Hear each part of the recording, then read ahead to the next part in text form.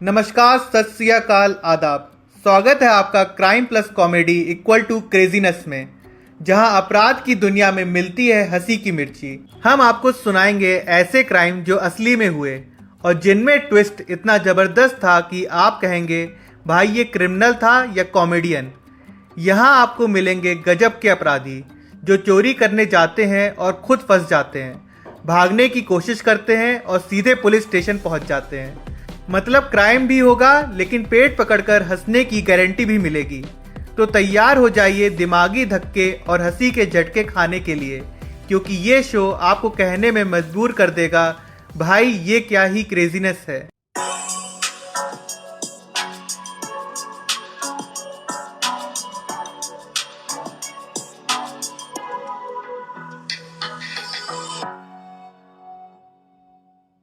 आज हम आपको लेकर चल रहे हैं सतलुज चौक, जहां शराब से ज्यादा नशा पुलिस की कार्यवाही में था। जी हाँ, ये कहानी है शराब, चालान और आत्मसम्मान की। तो हुआ यूं कि रात के 9:30 बजे बस स्टेशन के पास एक शराब ठेके से दो नौजवान बाहर निकले।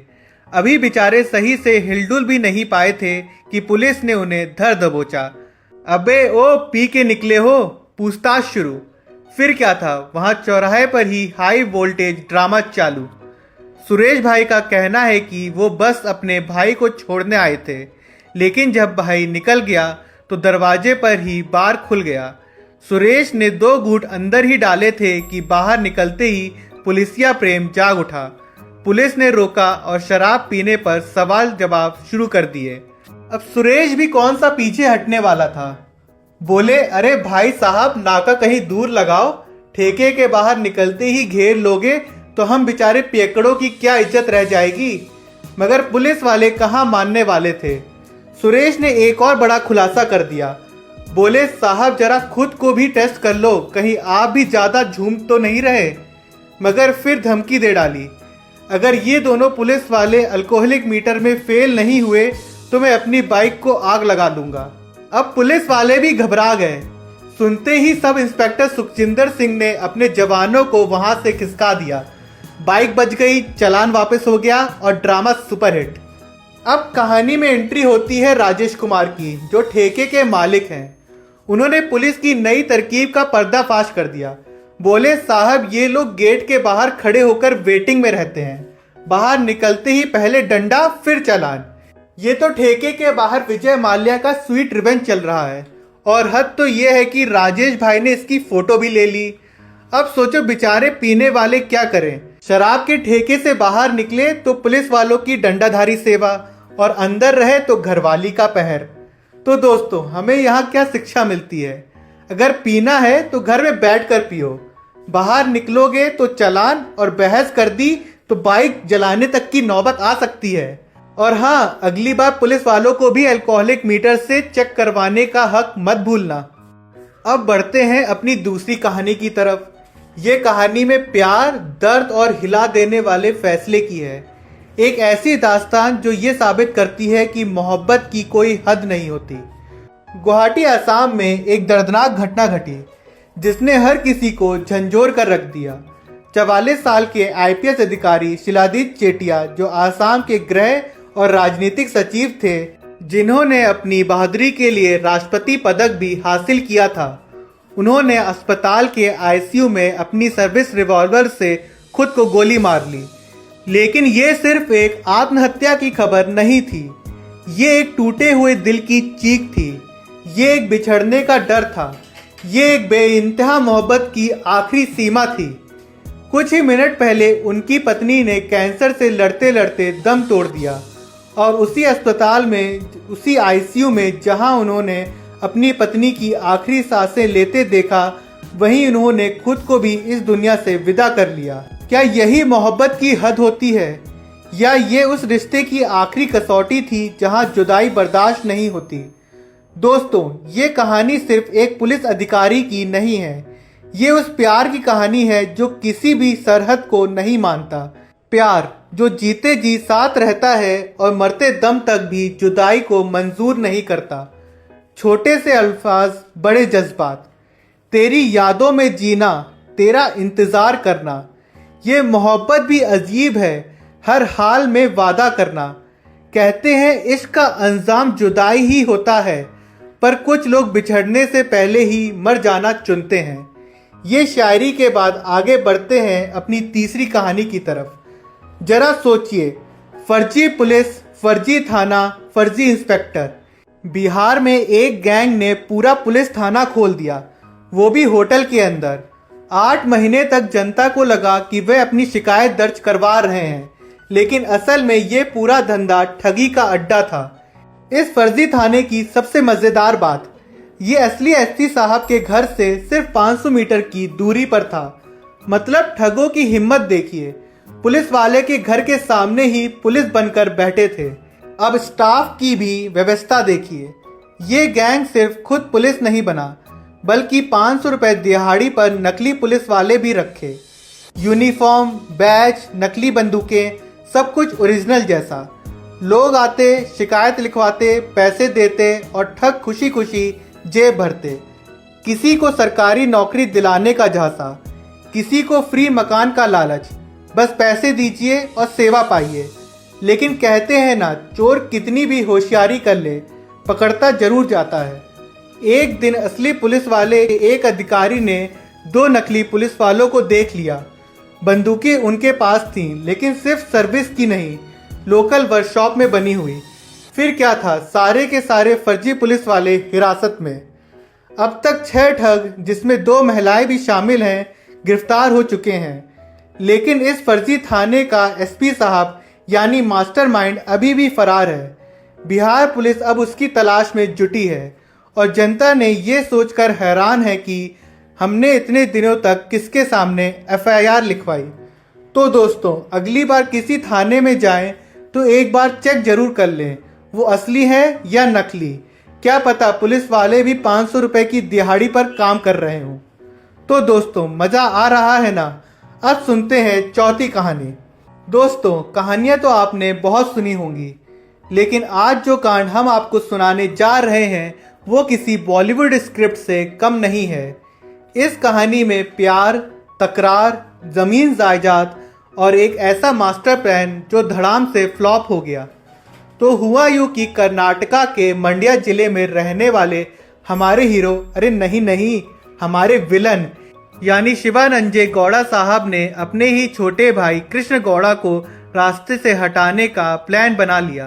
वजह, अरे भाई, प्रॉपर्टी जो क्लियर थी, लेकिन दिल के रिश्ते कंफ्यूज थे।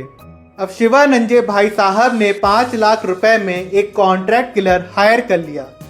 बोले भाई को हटाओ, संपत्ति अपनी बनाओ। 11 फरवरी 2025 को बेचारे कृष्ण गौड़ा जी का राम नाम सत्य कर दिया। लेकिन रुकिए, असली ट्विस्ट अभी बाकी है। अब हमारे शिवानंजय भाई साहब सोचे कि अभी माहौल गर्म है, कहीं पुलिस पकड़ ना ले, तो उन्होंने सोचा कि कहाँ छुपा जाए। तो उनके दिमाग में आया महाकुंभ मेला प्रयागराज। जी हाँ, इतने करोड़ों लोग के बीच कौन ढूंढेगा। लेकिन हाय रे तकदीर, वो कॉन्ट्रैक्ट किलर जो थे वो काम करके आराम से घर नहीं बैठे, बल्कि पुलिस के हत्थे चढ़ गए। और जब उन्होंने पूरा सच उगल दिया तो पुलिस पहुंची सीधे महाकुंभ मेला स्नान करने नहीं, बल्कि भाई साहब शिवानंजय को पकड़ने। अब शिवानंजय गौड़ा जी जो सोचे थे कि पुलिस से बच जाएंगे, वे सीधे हवालत की गंगा में डुबकी लगा बैठे। भाई भाई का रिश्ता बड़ा मजबूत होता है, लेकिन जमीन जायदाद का लालच हो तो भाई भी फिल्मी विलन बन जाता है। और हाँ, अगर क्राइम करना ही है तो स्क्रिप्ट अच्छी लिखो, वरना किलर्स मुंह खोलेंगे और पुलिस उठा ले जाएगी। अब आगे चलते हैं अपनी 5वीं और आखिरी कहानी की तरफ। दोस्तों, क्या आपने कभी सुना है कि कोई इंसान 3 साल तक गायब रहे और किसी को खबर ही ना हो? ना दोस्त, ना रिश्तेदार, ना पड़ोसी, कोई भी ना पूछे कि भाई तू जिंदा है या नहीं। आज की कहानी ऐसी ही है, एकदम फिल्मी मगर रियल लाइफ हॉरर थ्रिलर। तो कहानी शुरू होती है 2006 में, जब लंदन में एक महिला थी, जॉयस कैरल विंसेंट। उम्र थी 38 साल। जिंदगी भी बढ़िया चल रही थी, मगर वो फैमिली और दोस्तों से थोड़ा दूर रहती थी। तो हुआ यूं कि जॉयस ने 3 साल से अपना किराया नहीं दिया था। 3 साल, मतलब मकान मालिक का भी सब्र देखो। 3 महीने तक किराया ना मिले तो हमारे यहाँ तो मकान मालिक तम्बू लगाकर घर के बाहर बैठ जाएं। खैर, जब मकान मालिक का धैर्य जवाब दे गया तो उसने सोचा चलो घर खाली करवा लेते हैं, वैसे भी भूतिया वाइब्स आ रही हैं। अब जनाब पहुंचे, दरवाजा खटखटाया, धक धक धक धक, कोई जवाब नहीं। फिर सोचा अच्छा लॉक ही तोड़ देते हैं, अंदर जाकर देखते हैं। अब जैसे ही दरवाज़ा खुला, मकान मालिक की हालत टाइट। अंदर जो नज़ारा देखा वो किसी हॉरर फिल्म से कम नहीं था। एक कंकाल, जी हाँ, पूरा का पूरा हड्डियों का ढांचा सोफे पर बैठा था। टीवी ऑन था और क्रिसमस गिफ्ट बिखरे पड़े थे। मकान मालिक ने तुरंत पुलिस को बुलाया। पुलिस आई। पहले तो वो भी कंफ्यूज थी, बोले भाई ये कोई मजाक वजाक तो नहीं। लेकिन जब जांच हुई तो पता चला कि ये शरीर किसी और का नहीं बल्कि खुद जॉयस कैरल विंसेंट का था। और अब असली सवाल, आखिर ये 3 साल तक किसी को पता क्यों नहीं चला? अब सुनिए असली दर्द भरी दास्तान। हुआ यूं कि जॉयस टीवी देख रही थी और अचानक उनको अस्थमा अटैक आ गया। वो अकेली थी, कोई मदद नहीं थी और वो वहीं सोफे पर भगवान को प्यारी हो गई। अब सोचिए, टीवी 3 साल तक ऑन रहा, बिजली का बिल कौन भरता था भाई? सबसे बड़ी बात, उनके परिवार ने उन्हें फोन किया, जॉयस ने उठाया नहीं, तो सोचा चलो गुस्सा होगी, बात नहीं करना चाहती। 3 साल तक किसी ने ये नहीं सोचा कि जाकर देख लें। अब इस कहानी से हमें क्या सीख मिलती है? पहली, बिजली कंपनी से दोस्ती बनाकर रखना। 3 साल तक बिना बिल के टीवी चलता रहा। दूसरी, अगर कोई फोन ना उठाए तो प्लीज जाकर चेक कर लो, 3 साल तक इंतजार मत करो। तीसरी, अकेले रहने वाले दोस्तों और रिश्तेदारों से कभी कभी हालचाल पूछ लेना चाहिए, वरना टीवी चलता रहेगा और आप सोचेंगे कि बंदा नेटफ्लिक्स में बिजी है। तो मॉरल ऑफ द स्टोरी क्या है? जिंदगी में कनेक्शन बनाए रखना बहुत ज़रूरी है, वरना कहीं ऐसा ना हो कि आप नेटफ्लिक्स एंड चिल कर रहे हो और दुनिया आपको 3 साल बाद डिस्कवर कर रही हो। तो दोस्तों, अगली बार किसी का फ़ोन ना उठे तो उसे ज़िद्दी समझने से पहले एक बार जाकर हाल चाल ज़रूर पूछ लेना। तो दोस्तों, आज की क्राइम कॉमेडी की ये गजब कहानियाँ यहीं ख़त्म होती हैं, लेकिन मज़ा यही नहीं रुकेगा, क्योंकि दुनिया में बेवकूफ़ चोरों और अतरंगी अपराधियों की कोई कमी नहीं है। अगर आपको ये एपिसोड पसंद आया तो लाइक, शेयर, सब्सक्राइब ज़रूर कर देना। और हाँ, अगली बार कोई क्राइम करने की सोचें तो हमारा पॉडकास्ट सुनकर पहले देख लें, कहीं वो भी वायरल ना हो जाए। मिलते हैं अगले एपिसोड में एक और अजीब मगर सच्ची क्राइम स्टोरी के साथ, जहां सस्पेंस भी होगा और ठाके भी। अब मैं आपसे अलविदा लेता हूं, आपका होस्ट कौशिक। तब तक के लिए चौकन्ने रहें, हंसते रहें और कानूनी रास्ते पर ही चलें, वरना अगली कहानी में आपका नाम भी हो सकता है।